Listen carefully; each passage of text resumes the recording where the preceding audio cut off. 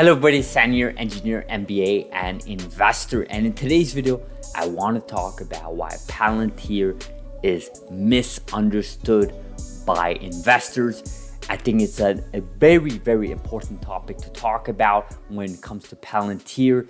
Now, before we do that, before we jump into today's video, you guys know the drill. Like this video, smash the like button, destroy that like button, YouTube algorithms, blah, blah, blah. If you want to subscribe, please do consider subscribing. Okay, so this interview video came out today by Palantir, and it is an interview between the CEO of Palantir, Alex Karp, and also an chief architect of Palantir, Akshay, right? And this interview was very important for several reasons. First of all, it highlights some issues when it comes to misunderstanding about the company, right? And I actually talked about Palantir a few weeks ago. I made a video about their patent with genomics and the diagram, and I had to sort of explain really in detail what was going on in that diagram.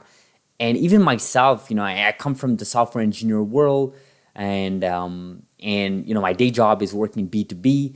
And I don't really, I have a hard time understanding the business model, right? And I understand what they do high level, obviously. I've studied this company, but I can't imagine the average Joe, what do they think about this company, right? And even investors, right? Forget about engineers, just like investors, right? People with finance degrees and so on. How will they ever be able to understand this company, right? And I want to play a clip. And I want to, look into that in just a minute. So let's play the clip. Well, is saying how can I make it seamless to come to the table with my existing data warehouse? Your version is that, but by the way, it's a true version. It's not exactly, to use it, it's not exactly the way I see it. I think it's both true that we probably, because we're primarily an engineering organization and we're not particularly good at sales, have done probably a pretty crappy job of explaining to people how we're not competitive, and probably a great job of explaining to people how we're smarter, which is, probably not exactly what you're supposed to do. But it's also true in my... So, kudos to the CEO here, Alex Karp, for sort of highlighting the issue when it comes to Palantir and the investors misunderstanding this company. And, he does, credit the fact that, they're more of an engineering organization and less of a salesy marketing type of company where they can sort of promote their ideas and translate that to layman terms. And that is actually an issue for the company, right?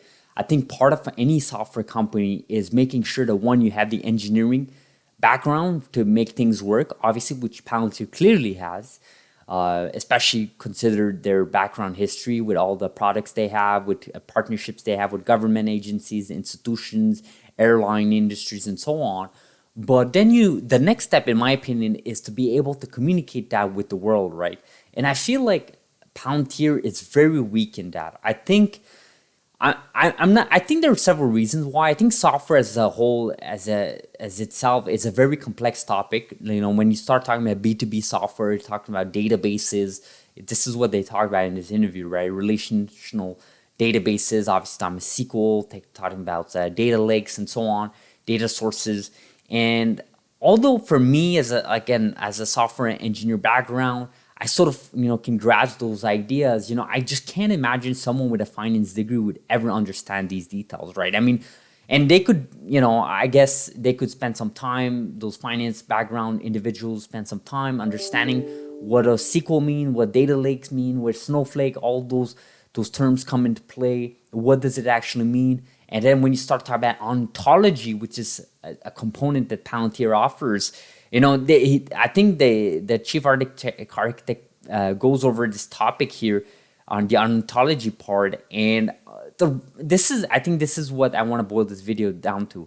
I think Palantir as itself, this interview could have been a perfect scenario where you could show beautiful visuals, right? As you're explaining the ontology part, you explain diagrams, you go through maybe a cut where you explain, a flow chart. And while this individual is explaining it, right? And obviously this is a video made by Palantir, so this is directly from their company. I just find it weird that, they didn't even show anything visually. It's just two individuals speaking. And again, like I mentioned, unless you have a software engineering background and you actually understand these terms, there's no way you could actually understand what the hell they're talking about, right? And to me, this boils down to the issue, the root cause, in my opinion, when it comes to the stock prices Palantir to be this low. It's trading at $10.50 a share right now as we speak. And to me, this is the root cause, right? They're misunderstood by the space. They're misunderstood by investors. And in my opinion, like I mentioned, I don't think we have to blame investors for this. I think there is a blame to be put on Palantir. As you can see here from this interview, if you haven't watched it, please do watch it and let me know in the comments below what you guys think from this interview. But I really think they do a poor job explaining and showing visually what their product can do, right? I mean, you have a beautiful CEO here interview with Akshay here going, and yet, they don't, provide visual, they don't provide diagrams, they don't provide, technical representation of what they're actually explaining. It's just words, it's just two individuals talking. And I sort of understand where this is coming from. Like this type of interview comes from like other types of companies where they're having these conversations, but in a world where you're talking about B2B, you're talking about technical details, you're talking about software, I think you really have to consider putting these visuals, these diagrams, these PowerPoint slides within the display of the audience. In my case, watching this interview, I should have seen like a diagram, a live interaction diagram going through, and maybe, clarify what we're seeing here on the screen. But it is what it is. This is what I want to talk about in this video. Thank you so much for watching. Like this if you found value, subscribe if you're not, and let me know in the comments below what you guys think about my topic here about why Palantir is misunderstood by investors. Thank you so much for watching.